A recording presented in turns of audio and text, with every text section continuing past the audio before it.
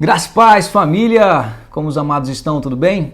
Bom, sejam todos muito bem-vindos para mais uma aula do nosso curso O Segredo do Casamento. É um prazer imenso receber os amados aqui, estar com vocês aqui, compartilhando algo precioso. Olha, meu coração está muito, mas muito feliz mesmo. Bom, nesses últimos dias nós estamos trabalhando sobre o acróstico Aliançar, baseado no livro Casamentos que se fortalecem por meio da mentoria do pastor David Cornfield e também aqueles que estão baseados aqui na Bíblia do Discipulado. É um material fantástico. E só para te lembrar, olha só como esse acróstico traz princípios valiosos, os quais nós estamos chamando de segredos do casamento. Então olha só, primeiro que nós temos é o A de amor que valoriza. No L nós temos limites saudáveis. No I, interdependência. No outro A é atenção ao ouvir. No N, namoro contínuo. No C, né, na verdade é uma C cedilha, mas a gente usa só o C, né, celebrando as diferenças. E a última letra é a de apoio eficaz. Então nós já trabalhamos a maioria das letras deste acróstico e hoje nós vamos trabalhar com celebrando as diferenças. É um segredo fantástico e extremamente importante para os relacionamentos de maneira geral. Você já ouviu a expressão os opostos se atraem? Pois é um fato aí da vida matrimonial e também dos relacionamentos. Porém, na verdade eu te digo que os opostos se atraem, mas eles não permanecem juntos. Por quê? A partir do momento que eles se unem, um fica tentando mudar o outro, não é? Que naturalmente eram opostos e por isso dá uma grande merda no final e cada um vai para um lado chateado e por aí vai. Porém, não você que está aqui assistindo essa aula, participando desse curso e entendendo um pouquinho mais que é extremamente importante sermos diferentes uns dos outros. Como assim? Do que você está falando? Olha, veja bem, nós temos pessoas que são introvertidas, ao passo que outras são extremamente extrovertidas. Alguns são intuitivos, outros são mais racionais. Alguns decidem muito mais pelos pensamentos, enquanto que outros são muito mais sentimentais. Alguns são mais estruturados, outros já espontâneos. Quando nós estudamos sobre temperamentos, nós sabemos que temos o colérico, o melancólico, o sanguíneo e o fleumático. Enfim, as pessoas elas são muito diferentes. E até aí tá tudo certo, não tem nada de errado. O problema é quando nós não conseguimos observar essas diferenças como algo importante, quando nós não conseguimos celebrar essas diferenças em nossos relacionamentos. Então eu pergunto para você, meu querido, minha querida, quais são as diferenças que você vê na pessoa que você ama? Em que ela é tão diferente de você? O que mais te irrita? O que mais te deixa assim irado, nervoso, porque ele é muito diferente? Eu digo isso porque certa feita eu conversava com uma esposa furiosa e a fúria dela, a raiva dela é porque o marido dela era muito calmo. Ela tentava brigar, ela tentava falar com ele coisas duras e ele sempre estava calmo. Até o ponto de que a calmaria dele deixava ela transtornada. Então qual é a diferença que te incomoda? E se eu te falar que essas diferenças são uma coisa maravilhosa do seu relacionamento? E talvez essa pessoa que um dia você achou que era um presente de Deus e hoje olha que é tão diferente daquilo que você imaginava, talvez realmente seja um presente de Deus justamente por causa da grande diferença que tem entre você e esta pessoa. Sim, meu querido, eu vou te dizer, você precisa dessa diferença. Para quê? Para você não chegar a cair. Você lembra daquele hino, daquele corinho antigo do irmão que cantava "Deixei de ser cowboy por ela, deixei de viajar por ela, são segredos da paixão, por eu não ser mais peão, ela resolveu me abandonar"? Pois é. Sabe o que aconteceu? A pessoa com quem esse irmão que estava louvando e compôs essa canção estava, provavelmente não entendeu as diferenças. E quando a pessoa mudou, ela não quis mais. Olha pra você ver, que doideira, né? Então, queridos, na verdade, nós precisamos mudar a nossa maneira de pensar pela graça de Deus e passar a olhar as diferenças como algo bom. Talvez aí passarmos por uma PNL, PLN, PQP, sei lá, aquele negócio lá que é uma programação neurolinguística, só que na verdade o que nós precisamos é passar por uma transformação por meio da palavra de Deus. Aleluia! Até arrupiei agora, que eu já estou pentecostal. Por quê? Por que eu preciso tanto das diferenças dos outros ou da diferença do outro? Deixa eu te dar uma boa notícia aqui, querido. O seu sentimento de realização ou de completude depende da diferença e não da igualdade do seu cônjuge. Veja bem, meu querido, minha querida, quando Deus resolveu fazer a mulher para o homem, lá estava ele de boa no jardim e Deus colocou sobre ele um sono profundo. Quando ele dormiu, Deus tirou o quê? O que dele? Uma costela. E daquela costela ele fez a mulher. E depois o texto bíblico vai dizer que por isso o homem deixa seu pai e sua mãe e se une à sua mulher, tornando-se uma só carne. Ou seja, a ideia é que nessa de Deus tirar a costela do homem, ele ficou incompleto.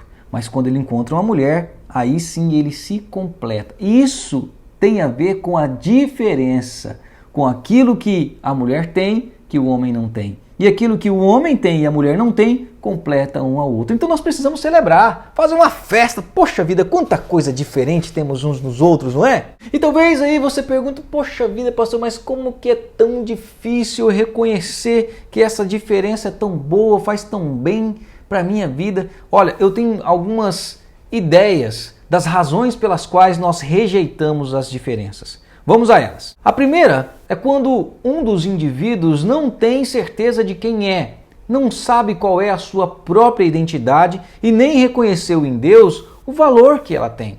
É extremamente importante, como nós já estamos trabalhando aqui algumas aulas, que você conheça a si mesmo, que você aceite a si mesmo.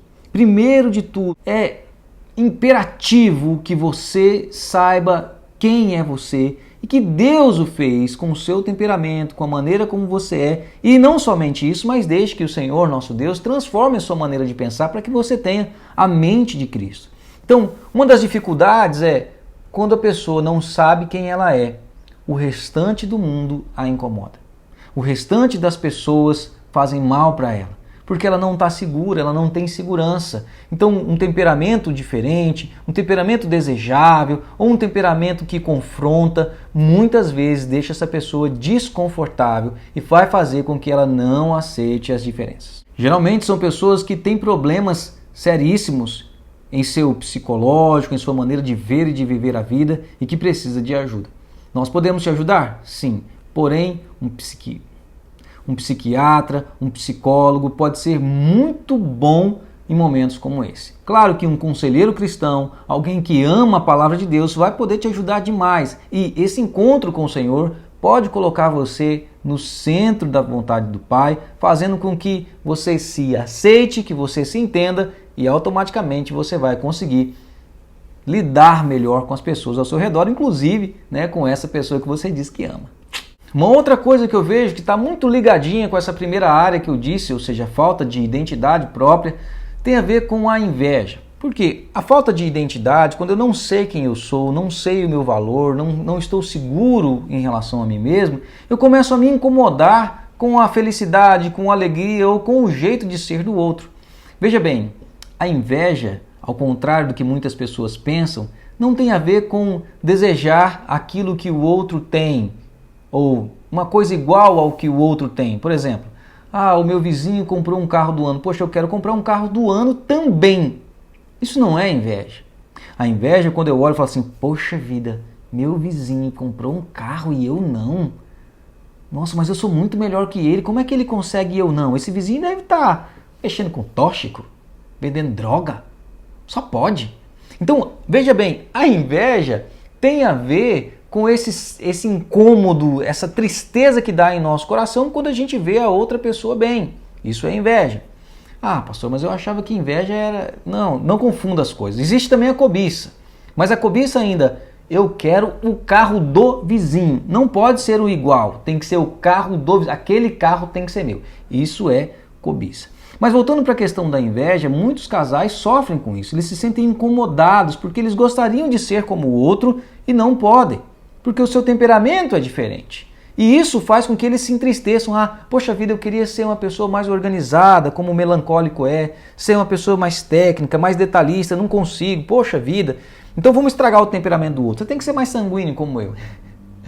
Ou ainda, poxa vida, o fleumático pode pensar, eu queria ser mais espontâneo, eu queria rir mais, eu queria, ser a alegria da festa, assim como o sanguíneo é, e eu não posso, então eu fico triste com ele. Isso é algo que muitas vezes faz mal, você não percebe, mas muitas pessoas sofrem com isso, com inveja dentro do próprio casamento. Sabe o que é engraçado? É que quando a gente olha para a palavra de Deus e observamos, por exemplo, o que estava acontecendo lá na igreja de Coríntios, a gente percebe que os irmãos estavam sofrendo justamente por não saberem quem Deus queria que eles fossem, não sabiam qual era a identidade que Deus tinha para cada um, e eles começaram a criar partidos, a ficar um contra o outro, ficar um indignado com o outro. Eles olhavam para os dons uns dos outros e se incomodavam. Poxa, você tem dom, aí o outro, eu tenho, você não tem. E aquela coisa começou a fazer uma bagunça, de maneira que eles não conseguiam mais se alegrar, porque Deus abençoava um de uma maneira e abençoava o outro de uma outra maneira diferente. Então, veja bem o que o autor sagrado nos ensina a respeito da importância das diferenças. Mas Deus dispôs os membros, colocando cada um deles no corpo, como lhe aprouve. Se todos, porém, fossem um só membro, onde estaria o corpo? Sabe, queridos, o que estava rolando lá e que muitas vezes nós não percebemos é que Deus faz cada um de uma maneira para que cada um cumpra uma função específica. Deus te fez, talvez você ainda não se aceitou, você ainda não assumiu, que Deus te fez assim. Ou que Deus permitiu que você, por causa das circunstâncias da vida, tivesse um temperamento da maneira como você tem. Porém, talvez Deus queira usar você dessa maneira, dessa forma. E se o seu cônjuge é tão diferente, talvez Deus queira usar ele dessa maneira. A ilustração que o autor sagrado traz aqui é a ilustração de um corpo. E veja bem, eu preciso de uma mão, mas eu também preciso de um olho. Eu preciso de uma perna, mas eu também preciso de uma orelha. Todas as partes são extremamente importantes para que o nosso corpo flua bem. Na sua família ou em qualquer equipe que você estiver, também é importante as diferenças. Pessoas mais espontâneas, pessoas mais introvertidas, pessoas que são mais racionais, pessoas que são mais sentimentais. Isso é extremamente importante, que essas pessoas sejam diferentes e convivam nos mesmos ambientes. Ora, vejam um time de futebol. No time de futebol, precisa-se do atacante? Claro que precisa. Mas se você não tiver um bom goleiro, o seu time também não vai ganhar. Então, quando a gente para pensar nas diferenças uns dos outros e deixar que Deus haja, que Deus trabalhe, que o Espírito Santo trabalhe em nós, nós começamos a nos alegrar. Que bom que a minha esposa, por exemplo, é uma pessoa muito mais calma, muito mais pé no chão do que eu. Eu sou muito avoado, né? Eu sou do tipo sonhador. Eu sonho, né? Eu coloco o pé e oro para Deus colocar o chão. Já a minha esposa não. É uma pessoa centrada, ela busca antes de tomar qualquer decisão. E isso é muito, muito importante. Então a questão aqui é: quais são as diferenças entre você e a pessoa que você ama? Você consegue valorizar? Você consegue agradecer a Deus? Porque sem isso, como que você vai celebrar? Não é possível. E a ideia desse princípio não é só reconhecer que são diferentes, mas é celebrar, é se alegrar, é deixar que um sentimento de gratidão a Deus, um sentimento de gratidão à pessoa invada o seu coração, ao ponto que você fica feliz. Fala, poxa vida, que bom que você é assim. Olha que alegria que você é assim.